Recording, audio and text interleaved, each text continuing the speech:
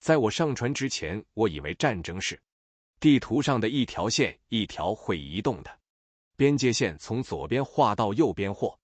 者从右边画到左边，你站在线的一边开枪，对面是线的另一边。在我上船之后，我才知道战争不是线是水，水不会管你在哪一边，水只会把你淹没。我叫谢尔盖·米哈伊洛维奇·佐洛塔廖，夫圣彼得堡帝国医学院毕业后被分配到太平洋舰队担任初级军医。903年秋天，我刚满25岁，登上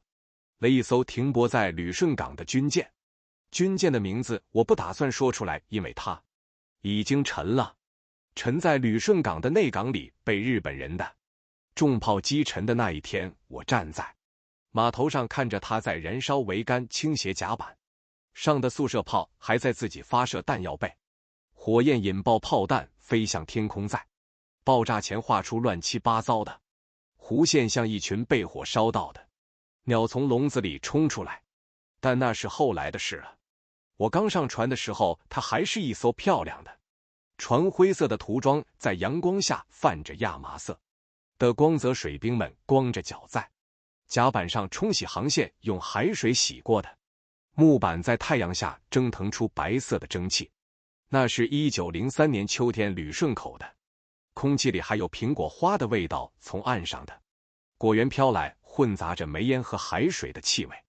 谁也不相信明年这个时候这座港口将不复存在。旅顺口在1903年是俄国在太平洋上最重要的一座要塞，不是唯一的海参崴，也是，但旅顺口更靠南，冬天不冻，而且距离朝鲜和中国东北的心脏地带更近。俄国远东总督阿列克谢耶夫海军上将坐镇旅顺这座城市，被当作俄国的香港来经营旅馆、剧院、赌场、饭店、公园和一条沿着海岸线修建的滨海大道，应有尽有欧洲来的军官太太们穿着长裙，打着白色阳伞，在滨海大道上散步，对从身边经过的日本商人和中国苦力视而不见。我在滨海大道上走过几次，感觉很奇怪，一边是穿着巴黎时装的俄国贵妇在谈论歌剧和舞会，另一边是中国渔民蹲在岸边捕渔网、晒鱼竿，两种生活在同一片天空下并行存在，像两条从不交叉的铁轨。港口的一个角落有一片中国人聚居的区域，当地人叫它小胡同，街巷狭窄，两边的屋檐几乎碰在一起，卖面条的、卖布匹的、算命的，一排排低矮的棚屋，棚屋后面是菜地，在更远处是中国人修建的石头房子，门口贴着红纸对联。我路过的时候闻到过一种混合着酱油、木炭和潮湿泥土的气味，那是在俄国人的城区里闻不到的。一个俄国军官告诉我别去那片区域，不安全。我问为什么不安全，他说因为那里住着中国人。我说中国人怎么了？他说中国人不欢迎俄国人。我没有反驳，但我后来还是去了几次，没有发生任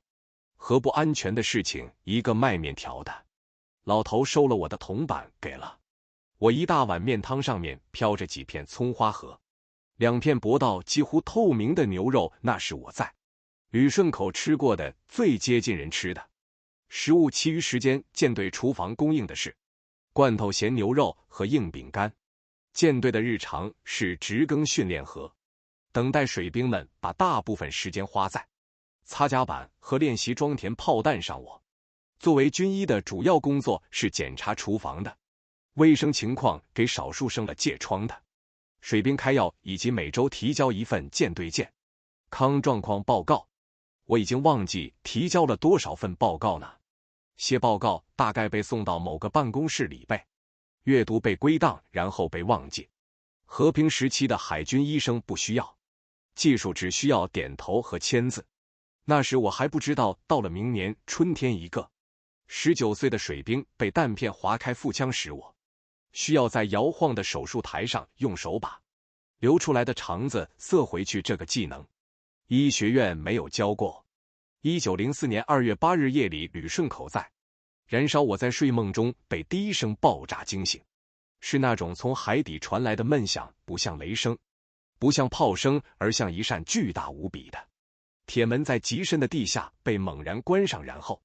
海水从门缝里灌进来的声音。我从床上跳起来，冲上甲板。海面上什么都看不见，黑暗的夜空被炮弹爆炸的火光一下一下地点亮相。暴风雨中的闪电，但不是一闪而过，是一批接一批的亮起，把整个旅顺口的轮廓从黑暗中切割出来。日本舰队在夜间偷袭了旅顺港，他们的驱逐舰在不远处发射了鱼雷炮弹，落在港口的防波堤上和停在港内的几艘大军舰的周围扩编的战列舰列特为赞号的侧舷被击中了一大块钢板，被撕开，像被一只巨大的手指扯开的锡箔。战斗持续了大约1个半小时，然后日本人撤退了。我在码头上扛了2个小时的弹药箱，不是因为勇敢，而是因为所有人都被叫去帮忙，没有人告诉你应该向前跑还是向后跑，所有人都在跑，所以我也在跑。天亮之后，我站在岸上，看着旅顺口的港口水面漂浮着一层油膜和碎木料，几艘船在冒烟空气中弥漫着重油燃烧的焦臭味和海水的咸味。战争来了，不是在地图上的一条线，是实实在在的就在旅顺口的港口里。2月到4月，旅顺口进入了一种奇怪的等待状态。日本舰队封锁了港口出海的舰艇，不敢轻易出港，因为日本人的主力舰队在外海等着我们，而岸上的人不断被告知援军正在路上，从莫斯科，从圣彼得堡，从波罗的海，一支庞大的舰队正在赶来。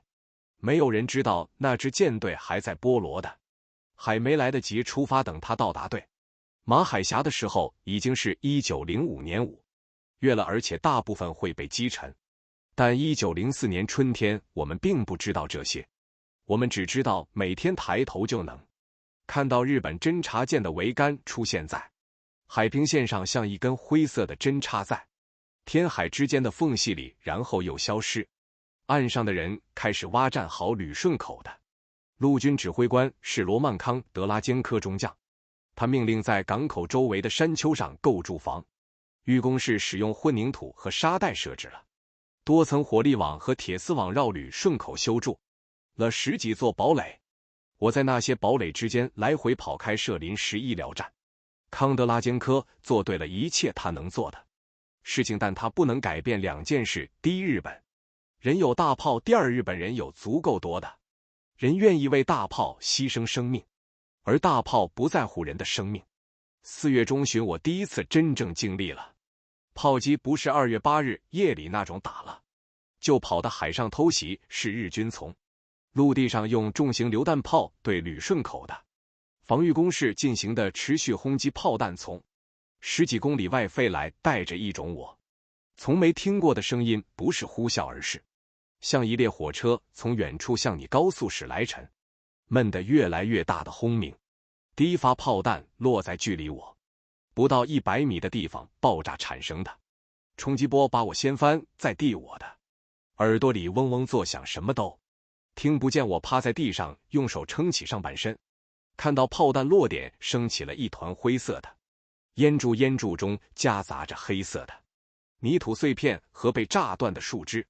我从地上爬起来，继续向堡垒跑。那一天，我学会了分辨炮弹的声音，迫击炮弹的声音短促尖锐，像一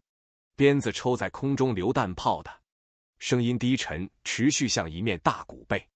巨人连续敲击。而当2种声音同时消失的时候，意味着他们已经落地了。你不需要躲，因为已经来不及了。4月底，我开始习惯炮击，这是我所知道的关于战争最可怕的一件事。人可以对任何事情习惯。203高地旅顺口西北方向的一座光秃秃的石头山，说它是山都有些勉强，它只是一座隆起的丘陵，海拔只有200多米，但它的位置决定了它可以看到整个旅顺口港口内停泊的所有舰船。日本指挥官乃木希典将军为了攻下这座高地付出的代价是超过1万名士兵的伤亡，俄国守军的代价是6000人。我是203高地上的军医，有2个人组成我和一名从海参崴调来的医学生学徒，17岁，姓什么我已经不记得了，只记得他的手一直在抖，不是因为他害怕，而是因为他的手指在执行了连续72小时的手术之后已经失去了控制。我们设在半山腰的医疗点是1顶军用帐篷，后来变成了3顶，再后来帐篷被炮弹片撕成了碎片，我们搬进了挖在山体里的一个防炮洞，头顶是大约2米厚的岩石和泥土，洞口用沙袋堆成了半圆形的挡墙。防炮洞里的条件是这样的：没有电一支蜡烛，也没有因为蜡烛用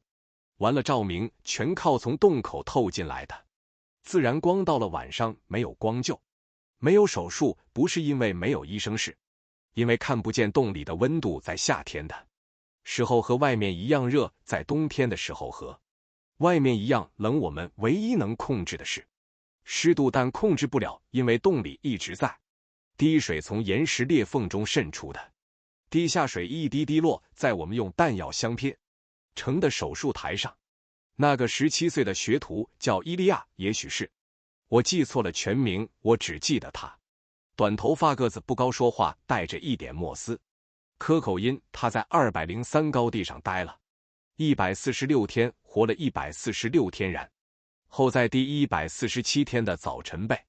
一块迫击炮弹片击中了头部，当场死亡。他死的那天上午，我刚做完一台手术，躺在炮弹箱上休息了大约15分钟。他坐在洞口削一个罐头和盖子，想把它改成一个水杯。他说水杯再来的路上丢了，已经2个月没有用过杯子喝水了。然后炮弹来了，我没有听到爆炸声，我只听到伊利亚突然停止了削罐头核的声音。我睁开眼，他坐在地上，背靠着沙袋，手里的罐头和盖子掉在地上，他的头低垂着，额头有一道很小的伤口，渗出一行细细的血，像一条红色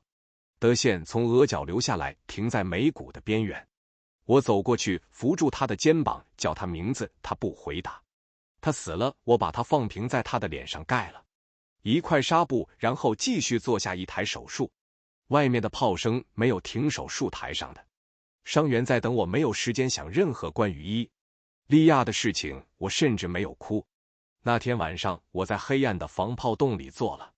很长时间，没有蜡烛，没有月光。伊利亚的尸体被抬走，放在洞外的一个角落里，等着天亮后掩埋。我坐在黑暗里，2手放在膝盖上，指甲缝里全是干涸的血迹。我试着想一下伊利亚的脸蛋，我只能想起他削罐头盒子的声音，那种一下一下的刮擦声，从金属表面刮下来的银色细屑在洞口的微光中闪着光，然后下落，然后消失。那种声音后来在我的脑子里回响了很久。从5月到12月，203高地上的战斗几乎没有停止过。日本军队分阶段进攻，先用重炮轰击山头，然后步兵冲锋占领前沿阵地，然后巩固，再轰击，再冲锋。我见到的伤员类型大致可以被划分为4批。第一批是炮弹伤，被重炮破片打中的，伤最轻的破片嵌在肌肉里，最重的整个人被冲击波撕裂。这批人我救不了太多，因为工具不够，时间不够，血不够。第2批是子弹伤，日本人的步枪精度很高，在300米外击中目标，射入孔很小，但子弹在体内翻滚造成的大面积组织损伤，需要用探针和手指在血肉中寻找弹道。我学会了一种手法，用手指代替探针，因为探针用完了。第3批是白刃战伤，被刺刀和军刀砍伤的，都是年轻人，在近距离面对面的搏杀中留下了深的翻卷的伤口，和前一批的区别不大，但心理影响更严重，因为他们记得对方的脸。第4批是冻伤和战壕族，到了11月，山上的气温降到零下，在潮湿的战壕中待久了，双脚会失去知觉，脚趾会变黑，需要截掉才能保住腿窝。截掉了很多脚趾，但最难处理的不是这些伤口本身，最难处理的是你必须在没有足够止痛药的情况下做这些手术。吗啡的储备在9月就用完了，10月开始我只能用酒精消毒后用最快的速度切割和缝合，然后用纱布夹压止血伤员在手术中大多会失去意识，不是因为药物，是因为疼痛超过了人体能够承受的极限，身体自己选择关闭知觉。但有些人不会晕过去，他们睁着眼睛看着你做完整个手术呢，种眼神我至今忘不了，不是恨，不是感谢，不是恐惧，是一种超越了所有情绪的空洞，像一扇门，里面的灯已经熄灭了，但门还开着。我曾经给一个19岁的机枪手做截肢手术，他的左前臂被子弹打碎了，骨头的碎片从皮肤下刺出来，白色的参差不齐，像一截被砸断的粉笔。没有吗啡了，我给他嘴里塞了一根卷起来的皮带，让他咬着，他咬住了。手术持续了大约20分钟，他的皮带咬穿了2层，第3次咬穿的时候咬到了他自己的舌头，血从他的嘴角流下来，但他没有叫，也没有松开牙齿。手术后我给他包扎好伤口，他躺在铺板上休息了大约1个小时，然后自己坐了起来，用右手撑着地面，问了我一句话：医生，我的手还能长出来吗？我说不能。他点了点头，没有再问。第2天，他申请回到了前沿阵地上，用右手端起了一支步枪。我不知道他后来怎么样了，因为从那以后我再也没有见过他。但每次我想到203高地的时候，总会先想到他那双眼睛，那双在我锯断他左臂时始终没有闭上的眼睛。然后我在12月初和一个日本军医面对面了。在203高地的那些月份里，我还遇到了另外一个人，他不是伤员，不是医生，他是一名俄国海军水兵，姓什么我至今不知道，只知道大家都叫他哑嗓，因为他的声音沙哑的像一块被踩了无数次的门板。他是从被击沉的军舰上逃生后自愿申请加入203高地守军的。他说在船上和在山上都是挨炮弹，不如在山上的战壕里，至少死的时候脚踩着土地，他不想再死在水里了。他说他的军舰彼得罗巴甫洛夫斯克号在4月触雷沉没，全舰700多人，他一个人活了下来。他在海水里抛了将近半天，被一艘中国渔船的渔网捞起来。他上到203高地以后被编入步兵联手在前沿位置，他来找我给他的步枪做校正，不是因为枪不准，是因为他看不清准星，他的视力在海水里抛坏了。他说从那天起，所有东西在他的眼睛里都带着一层模糊的边缘。我用手指帮他比划了一下准星和罩门的相对位置，然后拍了拍他的肩膀，说这样试试。他试了一下，说好了一点。他走的时候回头问了我一句话：医生，你说我们守得住吗？我说不知道。他点了点头走了。10月的一个上午，哑嗓被抬进了我的防炮洞，他的左腿膝盖以下被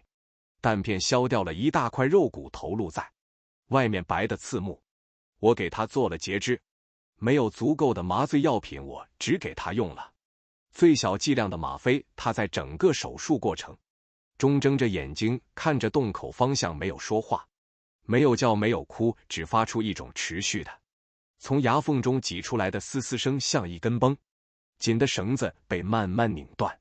手术后他躺在角落里，我蹲在他旁边给他换药。他看着我，嘴唇动了动，我以为他要说什么，但他只是抬起手指了指床头他带来的那支步枪。我摇了摇头，他点了点头，没有再说别的。3天后他死于感染在那个没有抗生素、没有干净纱布、没有足够消毒酒精的防炮洞里。感染是最常见的死因，比失血、比器官损伤、比任何原因都常见。他死的时候，那支步枪靠在洞口的沙袋旁边，我后来把它交给了另一名守军，另一个看不清准星的年轻人。那是1904年12月5日203高地争夺战的最后一天，日本军队的第3波冲锋突破了我们的防线。我所在的医疗掩体是一个用沙袋和木板搭成的半地下空间，距离前沿不到200米。伤员太多了，多到没有地方放人躺着，我只能把他们放在地上排成3排地，一排还能坐起来，第2排只能躺着，第3排已经不用管了。我蹲在一个被机枪子弹击穿了肺部的年轻士兵身边，他已经说不出话了，眼睛睁得很大，看着我像一只被车压到的动物，在等一个他不知道是什么的结果。我把他的伤口做了最简单的包扎，用纱布堵住了出气孔，然后给他注射了1针吗啡。他闭上眼睛，但仍然在呼吸。然后掩体的入口被踢开了，一束光线从外面射进来，照在地上的血泊里反射出一片刺眼的红色。一个穿着土黄色军服的身影站在入口处，手里的步枪上了刺刀。他看到了我，我看到了他。他大约和我同岁，或者更小一点。我举起了双手，表示没有武器。他看了我一眼，又看了看地上那些被包扎过的俄国伤员，犹豫了片刻。他没有开枪，他放下步枪，从腰间解下一个水壶扔到我脚边，然后转身消失在入口处的光线中。水壶是铜制的，外面涂着土黄色的漆。我捡起来，拧开盖子，喝了一口，是温水，不是茶，是干净的温水。那是2个月来我喝到的第一口不混着血腥味的水。我后来再也没有见过那个日本军医，不知道他叫什么名字，来自哪里，是否活着离开了这场战争。但他的水壶我一直带在身边，从旅顺口带到战俘营，从战俘营带到哈尔滨，从哈尔滨带回旅顺口。现在他还放在我的抽屉里，铜已经氧化了，盖子拧不紧，水壶底部有一个被弹片刮出的凹痕，但它没有漏水，它还能装水。203高地陷落了，旅顺口失去了所有的屏障，从高地俯瞰港口，日军重炮可以直接瞄准港内的每一艘船。12月6日起，日本炮兵开始对旅顺港内的残余俄国舰队进行精确射击，一艘接一艘军舰在港内被击沉或自行凿沉，以防止被日军俘获。燃烧的黑烟笼罩了整个港口，连续数日不散。我在码头上看到了最后一幕，太平洋舰队旗舰皇太子号已经是第3次被击穿了，大火从舰桥蔓延到炮塔，弹药库随时可能爆炸。我从码头后退了大约100米，然后呢，艘船爆炸了，空气被压缩，然后被释放冲击波穿过我的身体。我感觉不到痛，但我的耳朵听不见声音了，那种感觉像整个人被装进了一个玻璃罐子，外面有人敲击玻璃，但声音传不进来。我看着那艘船缓缓沉入港口的水中，船底朝上，龙骨露出了水面，残留的蒸汽从水下冒出来，像一个人在临终前的最后一次呼吸。1905年1月2日，旅顺口要塞正式投降。投降的消息传到我所在的防炮洞时，我正蹲在一个伤员身边，把他的断腿从已经凝固的绷带中拆开。我听到外面有人在喊什么声音，不是炮声，不是喊杀声，是一种松一口气的嘈杂声，像一个气球被慢慢放气。我从洞口探出头去，看到远处的日本军队正在列队从山脊上走下来，他们不再弯腰奔跑，不再找掩体，他们站直了身体，在已经被炮火翻掘了几10遍的山坡上一步一步地向下走。我的第一反应不是恐惧，不是解脱，是累累到甚至不想站起来去看发生了什么事。那天下午，我们被命令走出工事，把武器堆放在空地上。我把手术器械，也包括那些从死去的伤员身上拿回来的止血钳和镊子和纱布卷，放在一堆堆得整整齐齐，像在交还一件不属于自己的东西，然后我站在队伍里等着被押走。一个日本军官从队列前走过，他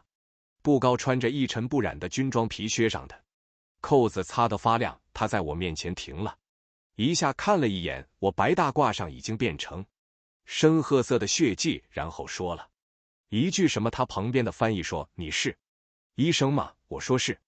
他说：“你的工作结束了。”他继续向前走，没有再看我。我站在原地看着他的背影。我作为日军战俘被关押在旅顺口附近的一个临时营地里，在那里度过了5个月。战俘营舍在一片被铁丝网围起来的开阔地上，原来大概是一个练兵场，周围没有树木，没有建筑，只有一排排军用帐篷，每一个帐篷住30到50个人，地上铺着稻草，没有被褥也没有枕头，所有人挤在一起用体温对抗冬天的寒冷。战俘营的条件谈不上虐待，但也谈不上善待，每天2碗稀粥，一撮盐，一片黑列巴，没有药品，没有治疗，因为日本人也需要药品和医疗器械给自己人用，他们不够分给战俘。和我同帐篷的几个俄国军人，有陆军，有海军，还有几个从203高地一起下来的人。我们很少谈论那座山，不是因为不想，是因为不知道从哪说起。有一个中尉以前是弗拉迪沃斯托克的港口调度员，他不懂打仗，他是在战争爆发后应征入伍的，被送到旅顺口来的时候连步枪怎么拆都不会。他在203高地上被炮弹震伤了耳朵，左耳几乎听不见。他说话的时候声音很大，因为他自己也听不清自己在说什么。他在战俘营里每天做一件事，用一根树枝在地上画海参崴港口的平面图，画完就擦掉，第2天再画。我问他为什么要画这个，他说怕自己忘了。我说港口的图你怎么可能忘？他说他怕的不是忘记港口的样子，他怕的是忘记和平是什么感觉。但我有一个水壶，那个日本军医给我的水壶，我把水壶挂在腰带上，每天用它装水。第1次是温水，第2次是凉水，第3次是带着铁锈味的水弹。水就是水，人在任何时候都需要水这一条，在战俘营里比在任何地方都要重要。1905年9月，战争结束了，我被释放了，但我没有立刻离开旅顺口，不是因为我想留下，是因为我还没有找到一个地方可以去。从战俘营出来后的头几天，我住在旅顺口港口附近一座被炮弹打穿了屋顶的废弃民居里。屋子里原来的主人已经不知去向，家具大部分被搬走了，只剩一张床，腿断了一条的木板床和一扇歪斜的衣柜。我在地上铺了一块从战俘营带出来的毯子，睡了3天。白天我在旅顺口的废墟中走路，脚步没有目的，只是走，从港口走到堡垒，从堡垒走到山脚下，从山脚下走到被烧毁的城区街道两旁的建筑，只剩下被火熏黑的墙壁，窗户像空洞的眼眶对着天空。我遇到了一个老妇人，她蹲在一堵残墙下面，面前摆着几根黄瓜和一小堆西红柿，那是她在自己的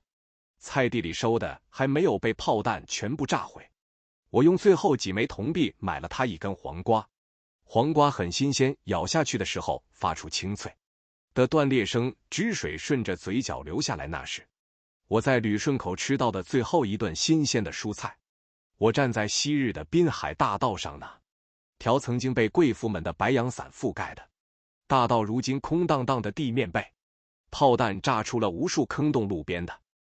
法国梧桐只剩下一节一节黑色的树桩，像一排牙齿的断根，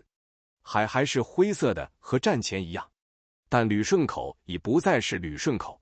1906年春天，我坐上了一艘从旅顺口驶往海参崴的运输船，船上除了我，还有几十个和我一样被释放的战俘，几个平民难民和一群后勤物资。船离开港口的时候，我站在甲板上看着旅顺口在天际线上跃来越小最后变成一条灰线，然后消失。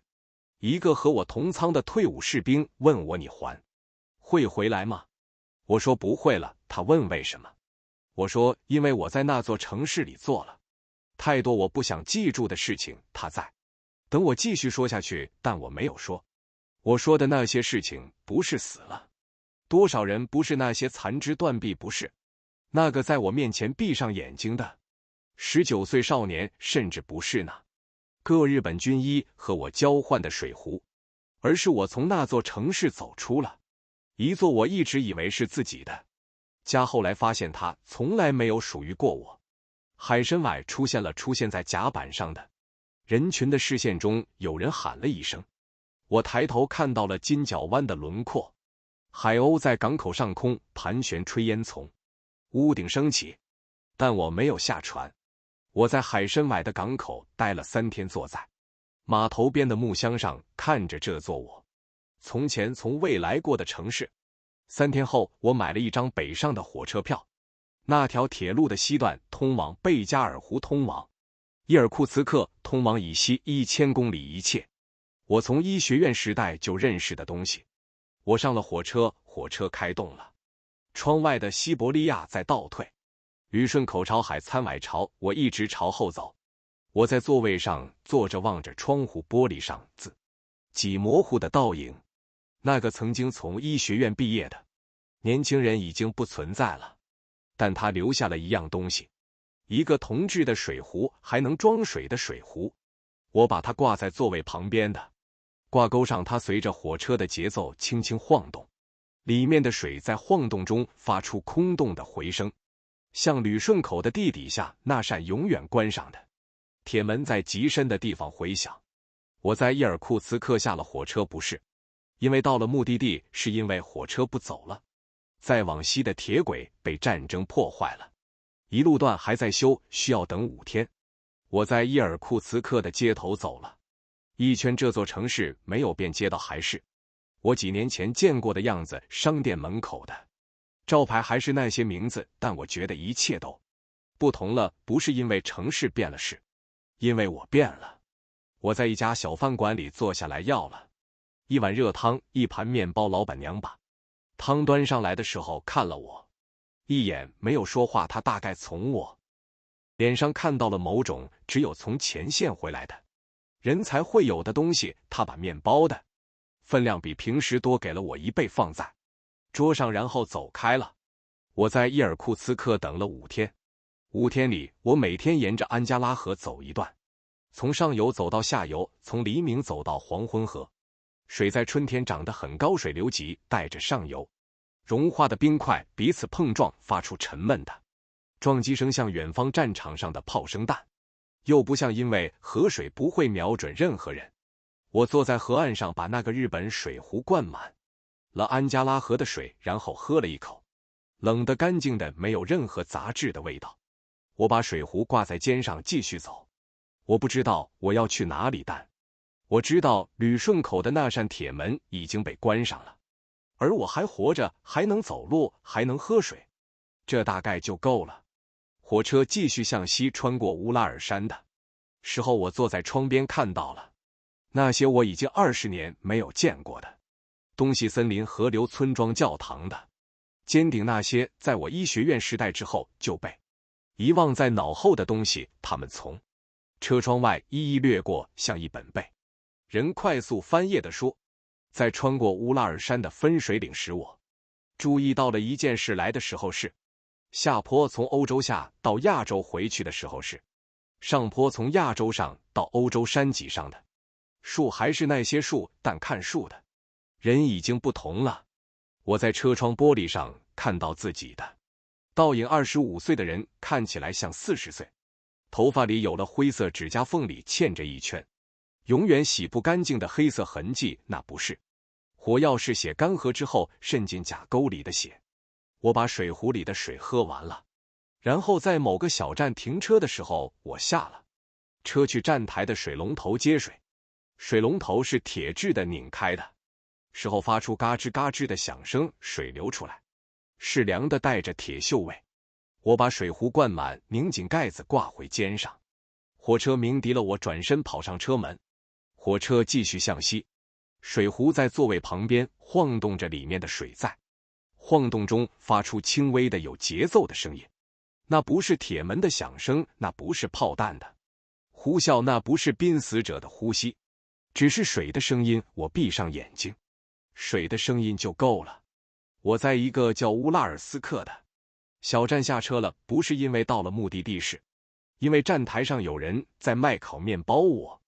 闻到刚出炉的黑麦面包的味道，就走不动了。我买了一个还热着的面包，站在站台上吃面包，外层烤得焦脆，内里松软有嚼劲，每一口都需要用牙齿反复咀嚼。我坐在站台的长椅上吃着这一个面包，吃了很久，直到面包只剩下手里的一些碎屑。